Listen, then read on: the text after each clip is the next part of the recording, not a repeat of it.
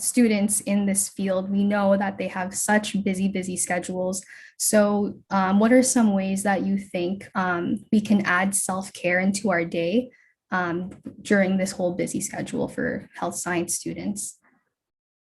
Yeah, I think there are many activities that you can do to take care of yourself and to just pause and be present in the moment. Though I think that the number one thing, if you're already busy and you don't want to necessarily add things, is just being present and mindful and grateful of what you are already doing and what you already have. Like, for example, when you're walking to school or brushing your hair or brushing your teeth, instead of thinking, oh my gosh, I'm going to be late for class or whatever is coming next, like I have this project or this deadline, or thinking about things in the past, like I really messed up on that. I shouldn't have done that. Just learning to be present and mindful of what you're doing and just like feeling your breath and feeling the five senses, like where you are, that can really be helpful. And of course, gratitude is really important, just being grateful for what you already have instead of trying to get something else, just learning that what you have is often more than enough and learning to be happy with what you have. Exactly. Yeah, I also use those things as well when I'm putting in some self-care into my day.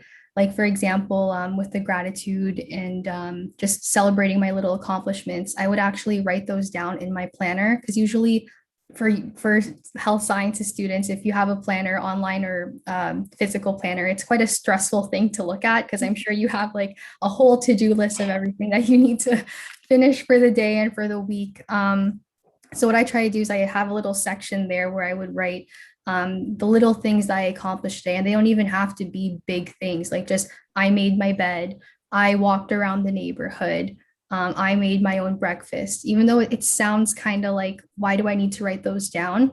I noticed that when I actually started doing it, it just made you feel better. Just like, oh, I actually did these things, you know? And another thing too, for your to-do list, sometimes I don't know if you run into the problem of not finishing what you scheduled to do for the day and you feel absolutely awful and you just start beating yourself up.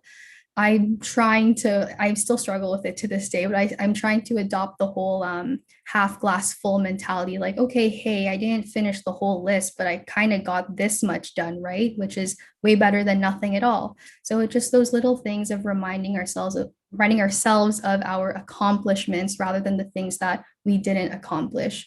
And I'm sure there's way more accomplishments than the things that we didn't accomplish in that day. So it's just those little things that we kind of have to nudge ourselves and force ourselves to do.